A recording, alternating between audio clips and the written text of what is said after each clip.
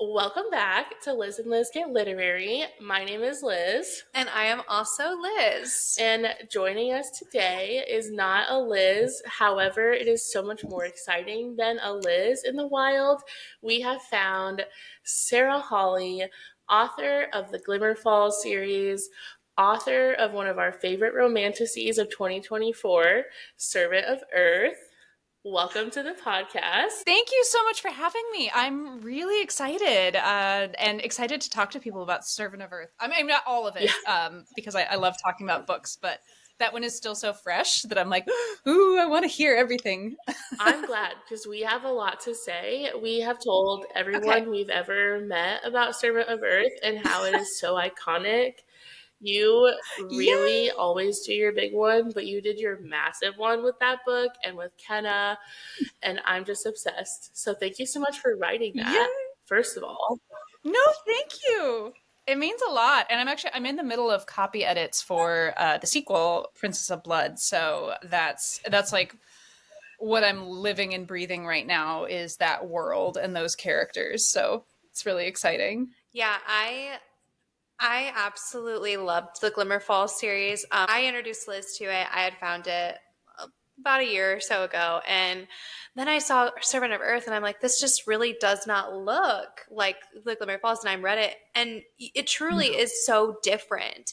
And I was so impressed because I feel like Glimmer Falls is this very cozy fantasy. Like, there's not a ton of high stakes. There's stakes, but not super high. And then you go into Servant of Earth, and it is really more of a higher fantasy. It's very high stakes, very different type of writing, type of rhythm, and all of that. How was it switching from the cozy to Servant of Earth? Well, it's funny because it actually was the other way around. Servant of Earth is my first book, or first like decent book. I had one really horrific one that I wrote before it. I don't believe it. But no, I wrote this. I can't imagine that. Yeah, I wrote this back in 2017. And, queried it, got an agent, and then it died on submission, which is when people like, I think it was a mix of, it was just not the right time. And so then we're having this big romantasy boom with Fourth Wing and everything else. And I had already pivoted at this point because my first few projects were more in the serious high fantasy space. So I had pivoted to doing like whimsical paranormal rom-coms, which was really fun. And that was like the second path of my career, but that was the one that took off. And then my editor was like, wait, I want to look back at that old project you have and see if we can resurrect it. So it's interesting because we're sort of coming full circle on what got me into the publishing industry and the genre I initially wanted to write. And now I get to write both. And it's just really fun because it is two completely different mental spaces. As writing comedy is difficult. Writing a big fantasy book is difficult. They're challenging in different ways and they're fun in different ways. So I'm really thrilled that I actually get to have this career where I'm sort of straddling the line on genre and I'm getting to switch back and forth, that I don't always have to be funny or I don't always have to be serious. Yeah, your voice in Glimmer Falls versus your voice in Servant of Earth, so different. Like, I'm just in awe that you were able to just, sometimes like we read books and it's very clear, like even if you're jumping series, you still hear the same kind of voice. Does that make sense? With Servant of Earth, if I didn't know it was Sarah Hawley, I would be like, who is writing this? Because it's amazing. I would never think you would write cozy whimsical, because this is such a intricate high fantasy book to me. It's so powerful too. And it's such a testament to your skill and your craft, because I can be like cackling at a werewolf and then like frothing at the mouth over like these powerful, like detailed fantasy worlds and just the different like elements that you brought in. And not everyone can do elemental fantasy, by the way, and you absolutely slay the game. And it was just so seamless. And elemental magic too, like in Servant of Earth. I feel like we see that a lot in romanticises, but you really brought an original touch to it. I think of the void in particular, the void elemental, that's just a different it's a different twist to the elements of the magic, and even the light to an extent too. Like you really don't see a lot of that. Like you see the fire, usually it's like the fire and the shadows and the earth, but you really don't see like light and dark in the way that you wrote that. So how did you come to do those kinds of powers in Servant of Earth? Yeah, I mean, I think one thing that's really fun about the romance genre and romantasy and things is doing slightly different twists on familiar things. So there's familiar tropes. There's sort of a language that you're going into something speaking and understanding. So as a reader, you have certain expectations for what the genre is going to deliver. And I think it's really fun when you get to play off of those expectations and subvert them a little bit, or make it like, oh, there's a shadow daddy, but then you're like, but that's not a He's shadow not. daddy like I've He's seen a not. shadow daddy. Yeah, and so like for me, like Void House having these little black hole powers was sort of the idea of the light and the dark. But for the elemental powers, like I wanted them to be sort of opposing forces in a way. Well, it's like they're not opposites, but everything has to work in balance in this world. And so I was thinking of them in opposing pairs, where you've got like mind and body, and that's going to be illusion and blood, and you've got the terrestrial elements, and then the more airborne elements, and so that's earth and fire. And so fire has a little bit of weather power as well. Just I think air powers are like kind of inherently a little boring. So it's like, how do you spice it up? And it's like, well, if you can do like heat and fire, sort of combine things. And then there was light and dark. And then another one, like I do feel like light powers can be kind of boring to read about, because you're like, well, it's bright now. Like, good job. Thank you for turning on the light. So for me, it was yeah, so it's like, whoa, like we can see things. We sure can. So for me, it was how to make that a little bit different.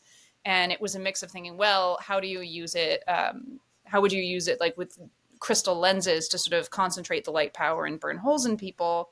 And then the other element, because I still felt like they were going to be underpowered compared to the other houses, was giving them magic resilience, so that it's harder to affect them. And then that plays in with sort of the philosophy of the house, which was something interesting to think about, is what all of them value, and sort of their political stance in this world. And so light being this house that very much values justice and discipline, and they're the executioners and they're the jailers. And so to them, like the light is not just their power, like they are shining a light on injustice and shining a light on things that need to be improved. And so it was really fun to sort of combine things like that. So I had a lot of fun with this magic system, and I had even more fun, like because Princess of Blood deepens the magical lore a lot. Yay. And you start to see more of the sort of checks and balances that are in place in this world to sort of limit any one house or one person from becoming overpowered. Although obviously that doesn't necessarily work, because you have some villains that are very, very overpowered in Servant of Earth. So yeah, the whole thing to me is just this negotiation of balance and power, and how everything works together in an ecosystem. I'm very excited to see this shift. I mean, we saw it at the end of Servant of Earth. Spoiler alert. When they go. Can we do spoilers? We can. We will. If you have not read Servant of Earth and you don't want it spoiled, pause. Come back when you're done. Well, maybe like don't pause. Like go get a Diet Coke and then come back and see where we're at. I feel like we should do like timestamps, like stop listening at such and such, and then come back. Because I'm so desperate to talk spoilers about this book with someone, but I'm also like, there's like a lot of stuff that happens. I get really enthusiastic, and I tend to spoil without meaning to. And Liz will be like, "Well, we really shouldn't have said that one. Thank you, Liz." And I'm like, "Sorry, I just really love the book." So we will probably do some light spoiling or heavy spoiling. Yeah, please, first of all, if you haven't read Servant of Earth, just turn this off and go get it. Like, don't be silly. And then come back to this episode. I am very excited. I think at the end of Servant of Earth, I got so excited to see the end of like a tyrannical leader. And immediately there was political drama, which, of course, that would happen. I'm very excited to see in Princess of Blood if I know where you're going, I think you're going with like more backstory to prevent a tyranny situation from happening again, right? And a push and a pull, and who's gonna come out on top, and what will Keta do with all of Mm-hmm. her new powers. And I am not well. I am not well just thinking about all of the things that could occur. Is there anything that you would like to say about what Kenna may or may not be facing? Now that she's made some Yeah. enemies. Yeah. She has, and she's going to keep making them. I think this. So right, this is a much more Mm-hmm. political I was book, hoping for that. and I do feel like it's fun because a lot of Servant of Earth was hitting familiar beats in this genre. So it's like you've got trials, and it's a very introductory to the world. Here's the magic. Here's the people. Here's potential love triangle, things like that. So there's familiar elements, and then Princess of Blood feels like no one's quite sure what I'm about to do. I wasn't sure what I was about to do at points when I was drafting it, so we were all in that boat together. But it's fun because it's such an interesting place that she's left in at the end of Servant of Earth, because she has gained a tremendous amount of power, and then the entire world is about to change. And that means that there are all of these different factions that want to fill that void, and they want to take advantage of this time. And so she's going to be trying to decide, like, who does she think is going to be the best leader. But while her side is debating that, there are also other people waiting in the wings in Illusion House and Lighthouse who are also seeing this as an opportunity. And so you get this question of, how do we avert war? Do we want to avert war? Are we all just ready to go for it? How do you fundamentally resolve this? Because no one is going to get what they want, except for maybe one person, the way it's set up. And so you have all of these characters, and some of whom are sympathetic and some of whom are not, and they all want the same thing and they cannot have it. And Kenna's role is very much a decision maker on who gets power. And I thought that was really interesting because she has spent, like, her whole journey is being someone who's underestimated, who doesn't have power in the situation, who's never really had power growing up or anywhere. Like, she is pretty much, she's been the lowest of the low basically in this world. And in Servant of Earth, it was about her just like clawing back little pieces of power wherever she could. And all of a sudden she's just been dumped, like a pile of it has been dumped on her, and now she has to figure out what to do with that when she has no experience. So I think it's really interesting because you get to see her grapple with some questions about what's ethical, and what she owes to a society and what she owes to the people who depend on her versus what she might have wanted to do herself. So that's going to be really interesting. And then I think people are going to like the romance element in this because there is a romance element. Please tell. You can spoil it a little bit. You can just I can't give me something, please. It's going to be an excruciating slog. Oh, I'm so excited. Like I'm screaming, but I'm really excited for that because I know one thing about Kenna is he will work for it. Yeah. Kenna's not going to accept less than what she deserves. You know, And so then the question is, who's going to put in the work to deserve her? I will. Me too. Yes. I will. You will. Just call me in anytime. Yeah, truly. I do have to say, like, what I thought at the end of Servant of Earth in particular, and you can tell me if I was on the wrong track, is it's going to be very interesting in Princess of Blood because without blood, without the House of Blood, they've been very unbalanced, right? And so now I feel like everybody's going to have to adjust now to maybe a more level playing field with the balance being restored. Is that something we see in Princess of Blood? It's definitely there because yes, the whole thing is that this whole political system is completely out of balance, and the Massacre of Bloodhouse was a huge portion of it. So yes, like now that Bloodhouse is back, but Bloodhouse is also quite small. Yeah. So there's that element when everyone else has, thousands of people who are sworn to them, and you've got like two friends.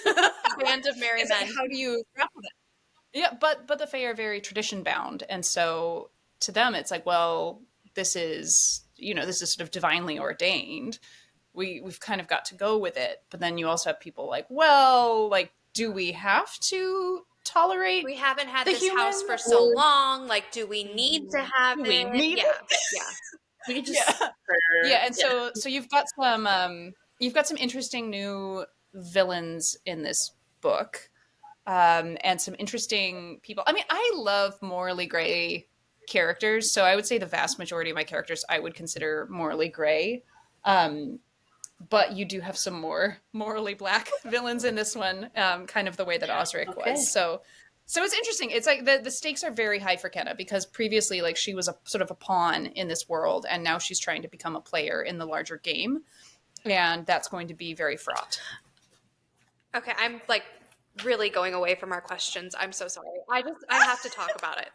What was the Fire Lord? What was his name? Yeah, she doesn't like Justin. pronunciation. I'm sorry. So she Oh, I don't like it either. They asked me how to say these names, and I'm like, oh no, like Yeah. I say it like Dresden in Okay, my head, yeah, and so every that's day just she's the way like, it is. I love Drustin. I'm still thinking about Drustin. I'm like, which one? like literally, I'll say every podcast. I'll be like, "That's what I read. That was a word. I don't know what it sounded No, like." it's like honestly, call them whatever you want. Like I half the time I don't even think about what words sound like when I'm writing them, and so now I have to be conscious of that because they will ask me to record the pronunciation for the audiobook, and I'm like, oh, I've got no clue.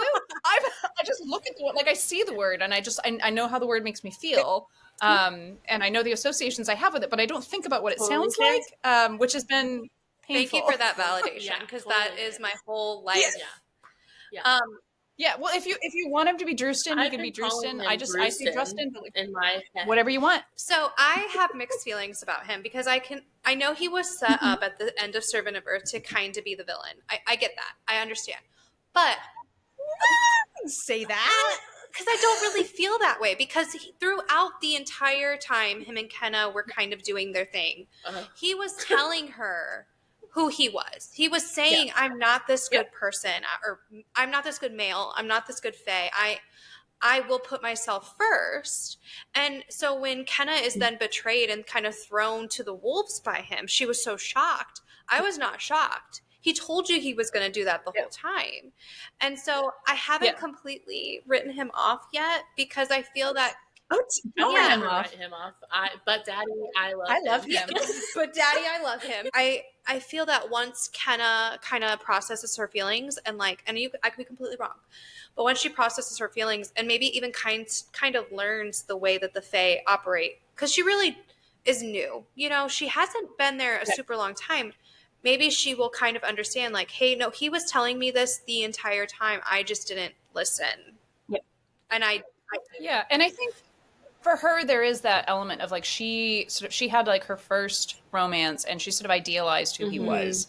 And like I'm a big Dresden fan. I know a lot of readers are not anymore, and they're like, kill him, like, and I'm like, no, like, because he's not wrong. Like, that's the thing about him, is that he's not wrong. He does have the end goal in mind. He does have the greater good in mind. He is doing this, but he's also willing to sacrifice whoever he has to get it done. And I do think the revolution needs someone like that. To me, the big question about Dresden is he ever going to find something worth sacrificing himself for? I think that's the major question around his character. I feel like in Romantasy, we're so used to having these characters who we're supposed to love be willing to do ultimate sacrifices. And because he didn't, then it's an automatic, like, oh, he's the bad guy.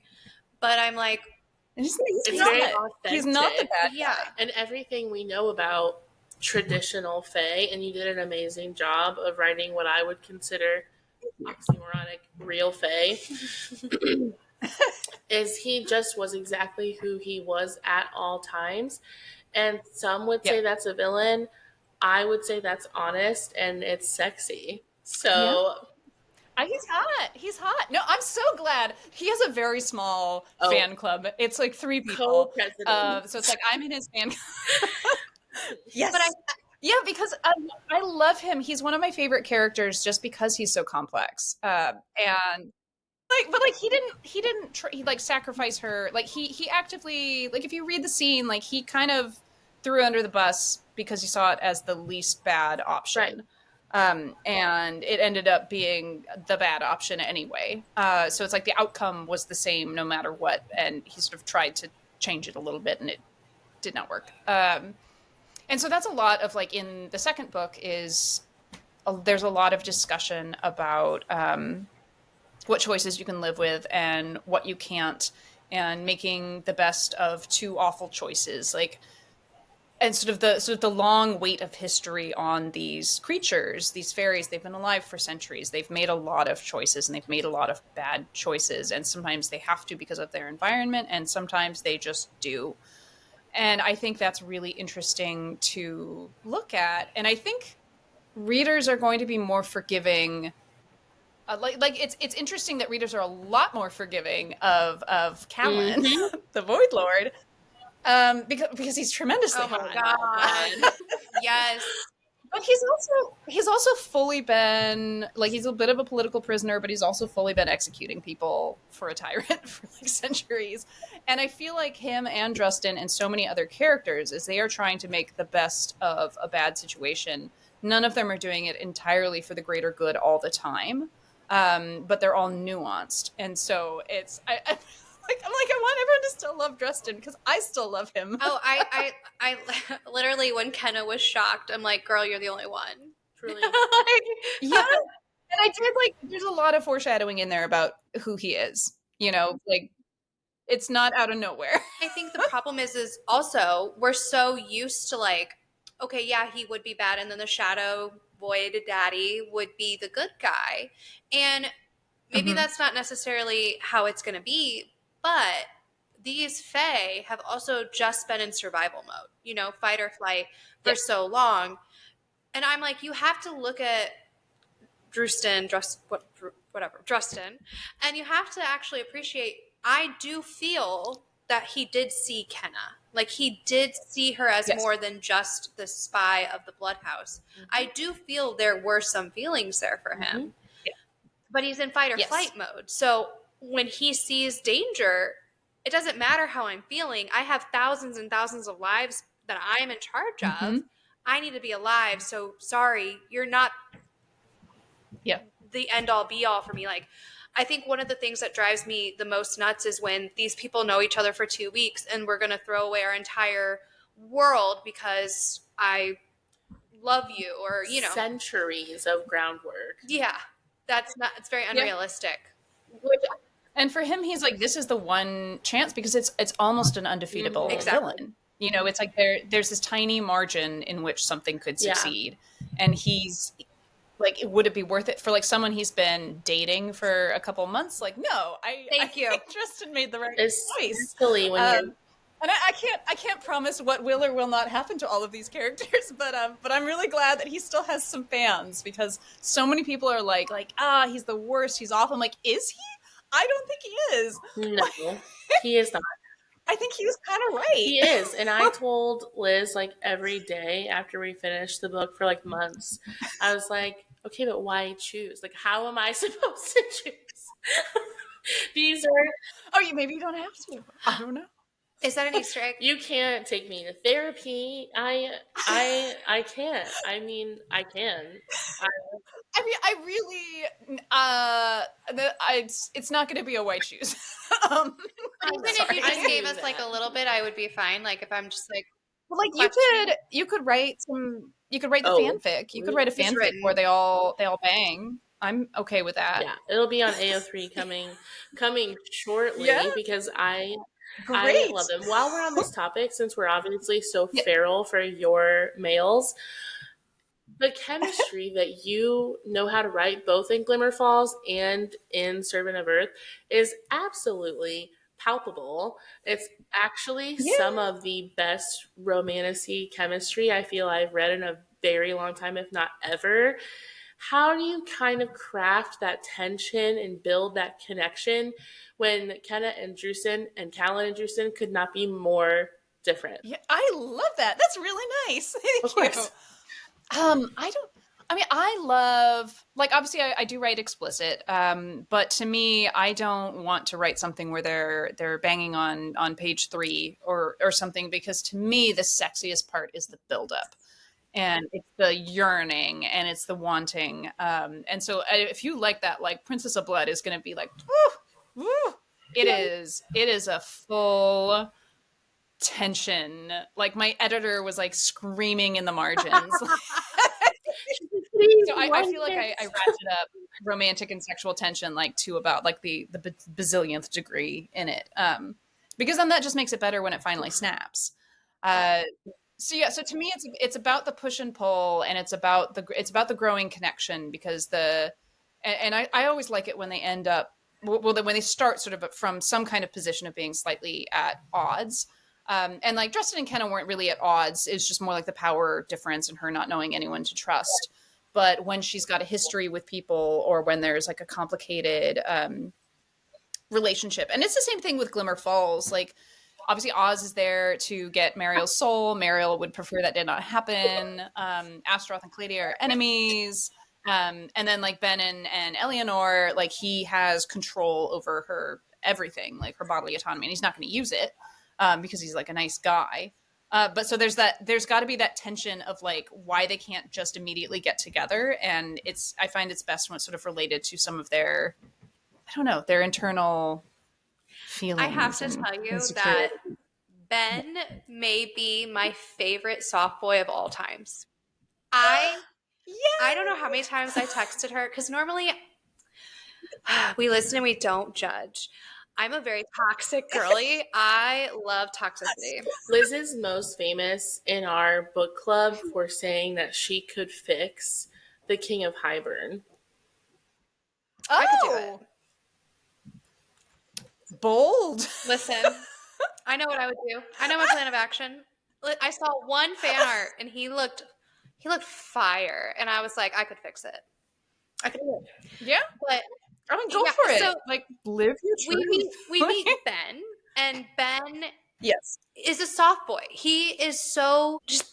I can't, like, he's a warm hug to me, even with the anxiety, even which you write so well, like too. And I just kept saying to her, like, I know he's a werewolf, and he doesn't even want to kill a bunny. And it's so cute. I love him. And then you bring Eleonora in, and first of all, finding her on, was it eBay? I think I cackle. And she's like, let's kill everybody. And I'm like, yes, like switch it around. It was just so good. Like I ate that book up. I ate Ben up, truly. I mean, and when he does come into himself and he starts standing up to, wow. I just have to tell you that. Like he was my favorite. Like I just wanted to, but your parents. I love him. And for anyone listening, because I feel like we didn't say, it's from A Werewolf's Guide to Seducing a Vampire. Like, let me throw all these characters at you. But yes, you're third in the Glimmer Falls. No, it's funny. He was actually one of the more difficult characters to write, because I find it's easy to write. Well, not like, I mean, it's not like any of this is easy, but it's easier to write the characters that are a little toxic, or that have swords, or that have an attitude problem, or are really snarky. Like those to me come easier. And then I was just like, what if I just wrote a really nice man? I'm like, my God, like how do I make him as healthy as possible? Yeah, it was like I gotta make him healthy, because like the whole, like the Glimmer Falls books, they're each of them are addressing like a social issue, or more than one social issue, or something that I'm thinking about. And so one of the big themes of A Werewolf's Guide is consent. And sort of what do you do, like the building trust when your consent has been violated. And this is like the crystal is a metaphor, obviously, where she's been chained to a crystal and forced to be an assassin. And so she's had this entire lifetime of not trusting anyone, because anyone with power over her is going to abuse it. And then what do you do when someone who could hurt you, who has the power to hurt you, chooses not to? And so like Ben had to be such a green flag, because it was very much like it's a healing journey for Eleanor to a relationship where she can trust that she can lay her weapons down, and that someone's going to have her back. And so it was great to write him, but it was also hard because he was just so nice. And I'm like, where are the little hard edges? And it ended up being really fun in the end. Like it just took I feel like it took a few passes, especially on his character, to sort of, I don't know, build him out. But he was really interesting to sort of discover on the way. And he's such a green flag. He is such a green flag. He's such a good guy. Which is why I think so. I went from Ben green flag to then Servant of Earth, Yes. obviously. And I was like, We're back to the problem, the toxic men. it's like, here we go. I'm here. And I'm parked. I know. Well, I was joking that like in Glimmer Falls, like everyone goes to therapy, and in Servant of Earth, like no one is ever going I've to go to never heard of therapy. They're just going to therapy. get worse. No. In that realm, though, like the pairings are so interesting, and it's such an amazing, intricate thing that you do where you're putting these perfect pairings together. If you had to pick a favorite child, I know it's hard for all authors, but do you have a favorite coupling that you've written, even if it's not forever? So if you were to say someone from Serpent of Earth, we're not holding you to Endgame. So do you have a favorite pairing? I do have a favorite pairing, but I feel like I can't say anything about it because it is from the series. But for Glimmer Falls, that's a tough one, but it might be Calladia and I do love Astaroth them. because they were so fun to write, the banter. But then Ben and Eleanor were really fun.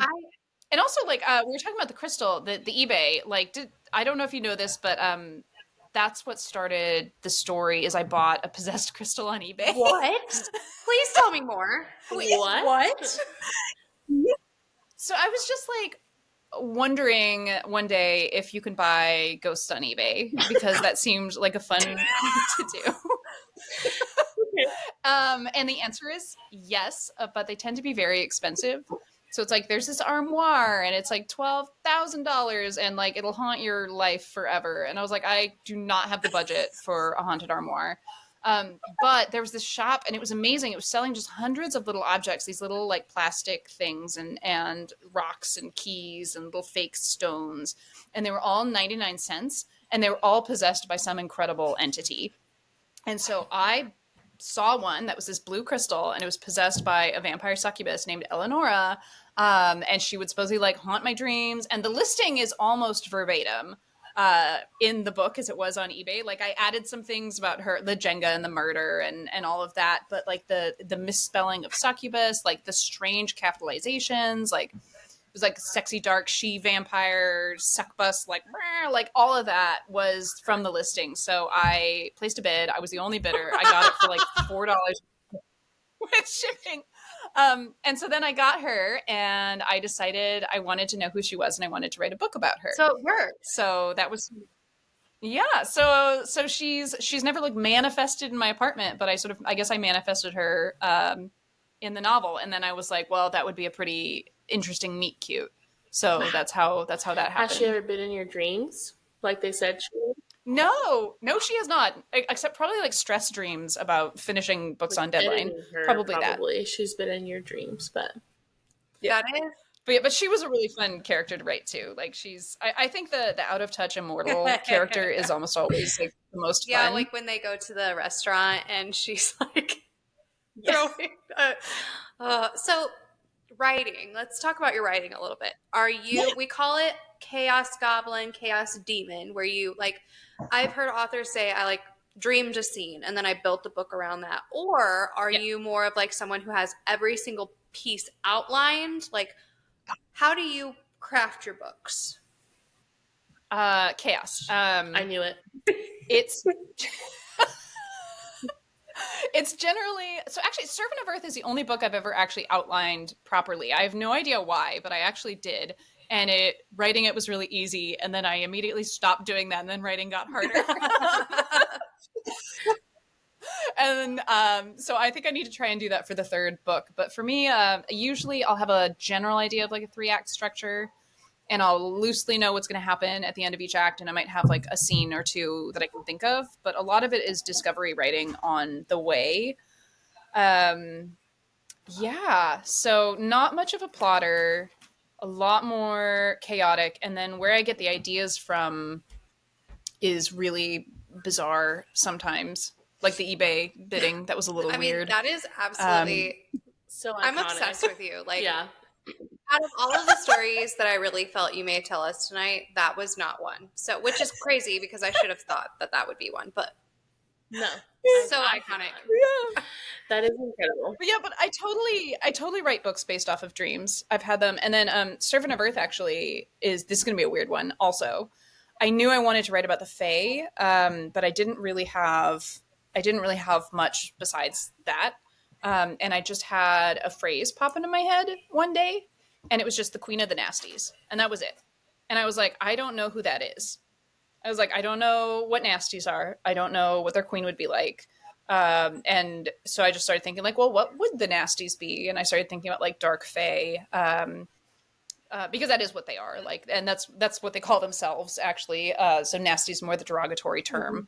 Um, and so I was like, well, who are the? Well, it's clearly this. So I started thinking about like the stratified levels of society. About like there's gonna be the noble fae, there's gonna be the serving class, the under fae, and then there's gonna be like the dark fae, the nasties. And then I was like, what would the queen be like? And I was like, she's half spider. She must be half spider, of course. And then it's sort of like the plot sort of spiraled out from there because I knew I needed to have a young human woman who goes to fairyland, and then the world sort of came next. And once I put her in the world, it became easier. So I started thinking about like the stratification between the different class levels and then the different houses, and then that lent itself really well to trials. So yeah, so sometimes it's just like phrases. Sometimes it's character names. There's like a YA. I don't know if I'll ever revisit where I just had two character names pop in my head and decided to write a book to figure out who they were. So it's the inspiration spark is odd. But yeah, and then the process is sort of a mix of pantsing and plotting, but very flexible. Actually, you can see I'm plotting a little bit. There's sticky notes behind me on the door, and that's a rom Ooh. com, and so that's usually when I'm trying to figure out what's wrong with the plot. I write it out in sticky notes and I stick it up on the door, and then I can sort of visually see where everything is happening, and then I can shift the sticky notes around and then try and like restructure it. So I did about like 3 rounds of sticky notes for Princess of Blood because that was like a very messy drafting process. And then I'm sort of re-breaking this rom com, and I think I It's figured it not out. Glimmer. It's not an. So Is yeah, Glimmer Falls done, or are we it is okay? done. It is done. I had another idea for something in that world, but I think I'll recycle it for a different paranormal rom com at some point. Ooh. Is so. How many books are going to be in the Shards of Magic? So that's going to be 3. Oh, I'm so excited. that actually makes Yes. me. I like. That makes me very excited. A trilogy is amazing. Yeah. I was expecting like 5 or 6, and sometimes you're like, oh, that's a lot. No, I mean, like, unless it just completely spirals out of control. I also like, and this may never happen, but I do have an idea for a spin-off series. So like I have ideas for where the story could go, if that were to happen. Yeah. So I'm thinking pretty far I'm ahead. so I'm just so unwell at the thought that there's going to be another one of these obsessions not Yeah. so far from now, and then a whole nother one. Like that is so exciting. We talked about chaos, right? And we talked about some Yeah. inspiration, whether it's an eBay crystal or a name in the middle of the night. Talk to us a little bit about Kenna. Do you have Mhm. any like inspiration for Kenna, or was she just a random thought, or is she based on someone you know? No, I never base characters on anyone I know. No, they're always just people, and I don't have fan casts for them either. Like they're just in my head the way they are.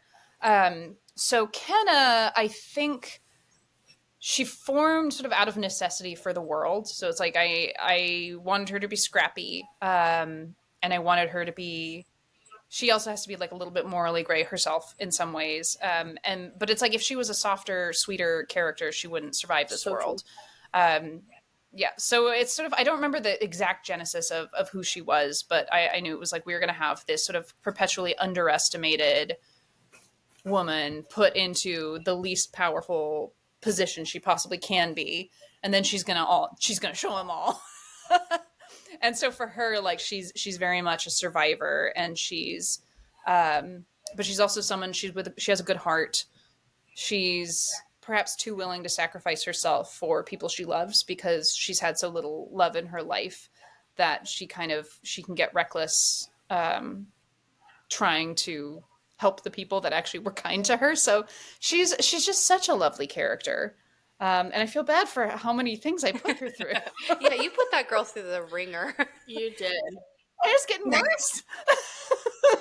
Listen, she knows how to do hair and makeup now, so she could really do anything. And I have to say, on that note, Liz and I talked so often about how it was so refreshing that during the trials she didn't like pass out and then wake up having completed it somehow, or like a dagger fell through the sky and she happened to catch it, or whatever, the case may be.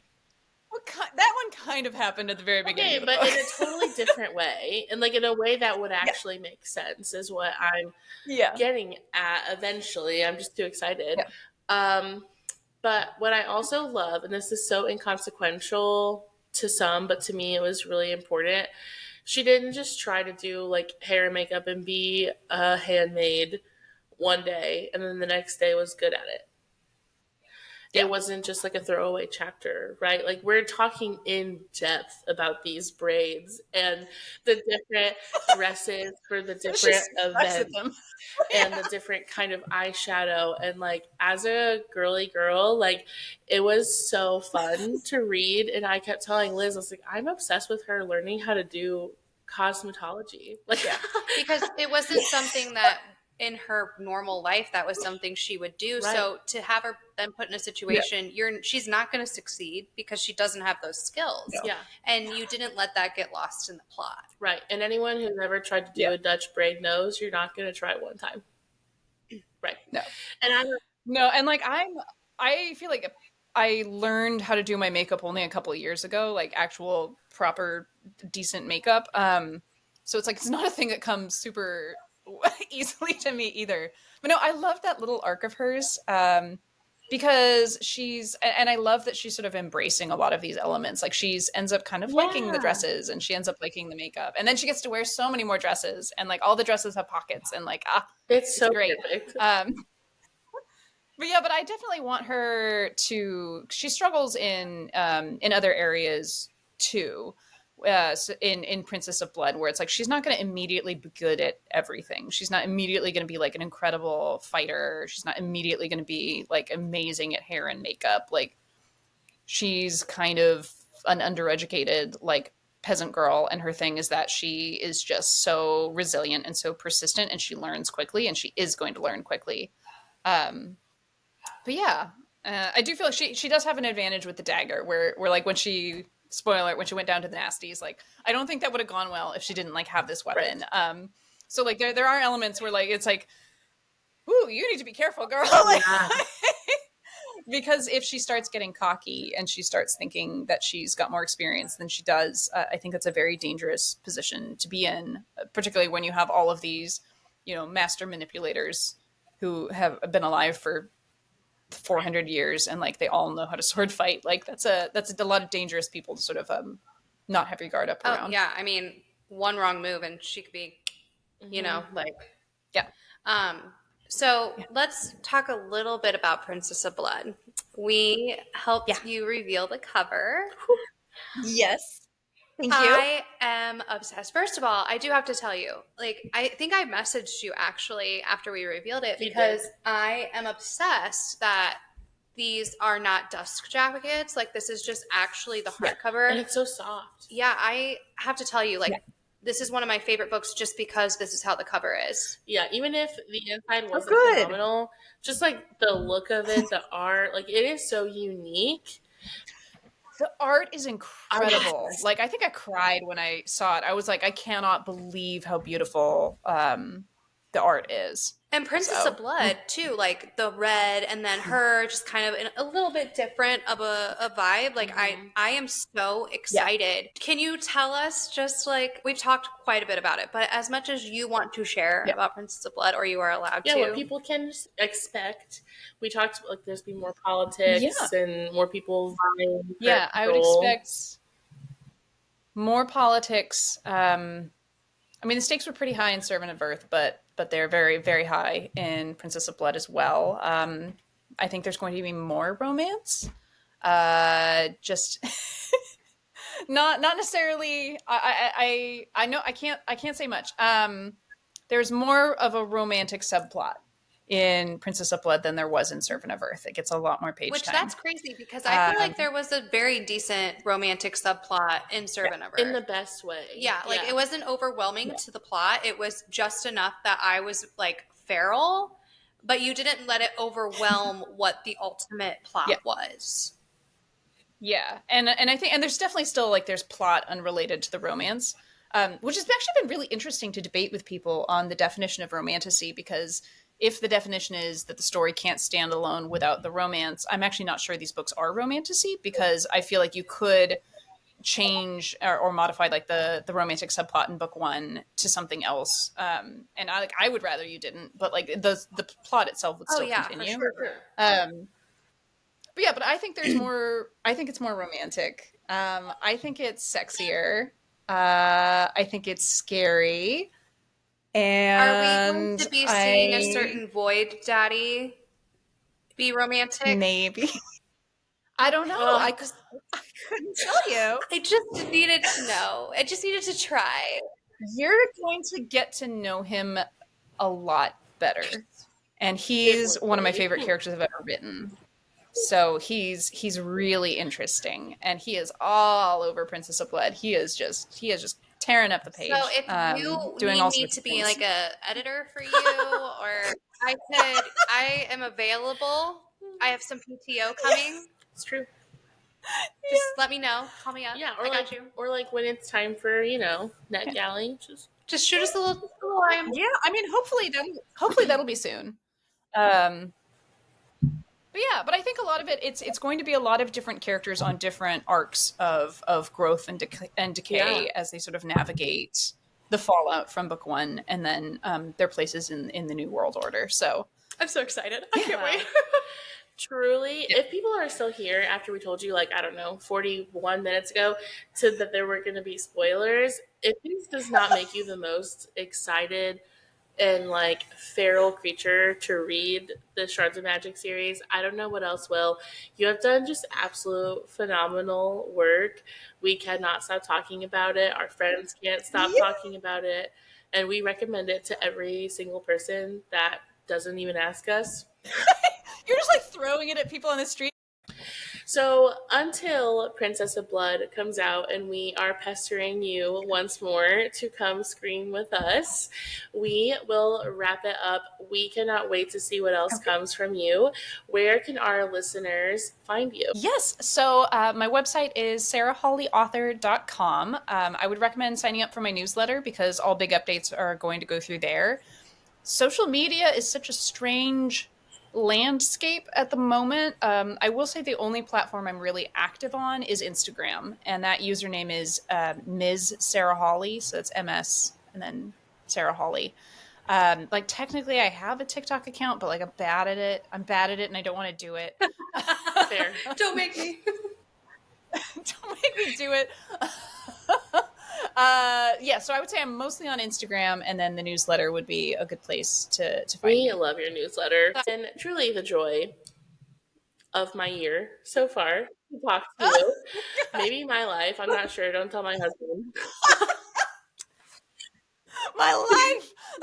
Listen, I have been like countdown. I'll be like, we get to talk to her in 5 days. Yeah. When we said we were going to email you or your publicist, whoever, to do an interview, we literally cackled because we were like, Sarah Hawley will never respond. Like that's like one of our dream authors. Like we'll just like, oh my god, no, I'm happy to. It's we're just fun. gonna shoot big, and then you're like, okay, and I said, no. And then I came here and was just unhinged at you, and then I gave you spoilers. No other podcast has gotten any spoilers, so you're the exclusive, I guess. Listen, and like I said, if you ever need to bounce anything off of us, or you just need to chat, we are a vault, and we're very low maintenance. It's true. I feel like at this point my publisher's probably like, Sarah, stop talking. Like, no more about the book. I'm like, Truly, once again, thank you absolutely so much for coming on. It has meant so much to us, and I know to our listeners who love you as well. And we will talk to you soon. Thank you so much for having me. This has been wonderful. Yes. Have a good night.